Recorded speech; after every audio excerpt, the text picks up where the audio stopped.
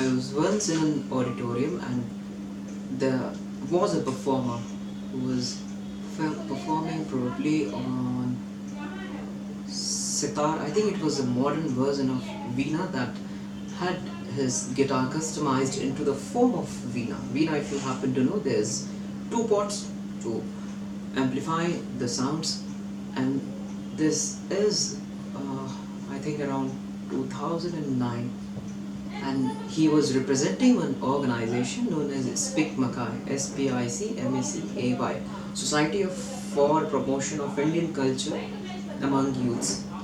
So it's a society that kind of promotes and spreads the message across the youths that even the classical music holds such a charm, and it's nowhere as boring or stereotyped as people might imagine, or say they already presume some negative aspects about it. Anyways, that was not my concern here.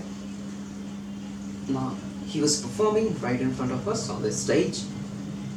He is like a mid-aged guy, around 32, 34, big face, robust.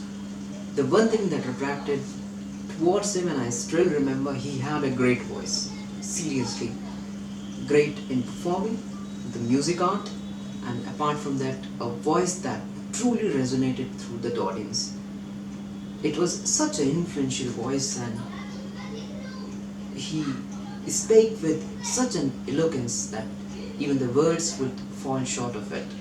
And trust me, it was one of the first impressions that I, you, or anyone could have got, because when we were entering, the program had already started and he was into the mid of discussion, so he was also kind of into the interactive session with the audience. He was not playing it single-handedly, so you would not presume that it's a one-way session. It's not a stage performance where he is just performing and we are not allowed to interrupt. It was more kind of interactive session. He allowed equal participation from the audience, and we could ask questions, and he made us understand what he is trying to play, what his style is, whether it was impromptu or it was scripted, or what reflected what kind of mood, and all sort of subtleties that maybe you do not happen to know about music. But he made us introduce towards all kind of music that is classical, and he clearly defined the stereotype that classic music can be boring. He showed its vigorous form where it can be as much energetic as a rock music, and trust me, it was not just me, many others who were present in that auditorium whose perception had changed while we exited the door. Anyways, the personality that he carried was truly enchanting, and what I really admire about him, the voice, the manly resonant voice.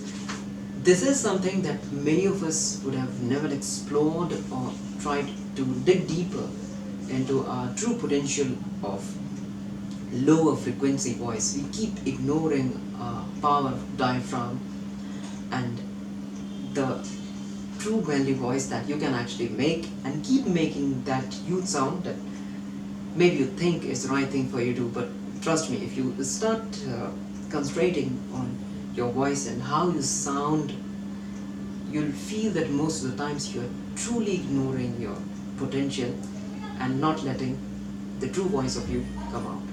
So there are courses where you can improve your voice, and not necessarily you get gifted with a heavy voice, but trust me, it can be tuned, it can be reverberated, and there might be exercises that can make your voice sound better.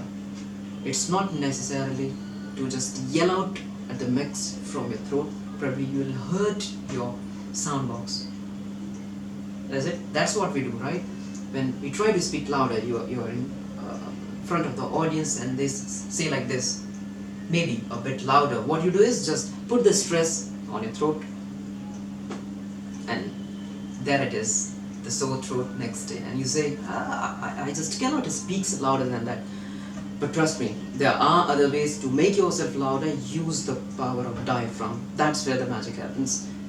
Deep breath is what we all forget many a times. But this is how we are tuned to. Do not make yourself consciously attuned to taking a deep breath. It will just happen automatically if you are habitual with it. So make it a habit. Do all the exercises that you can. It can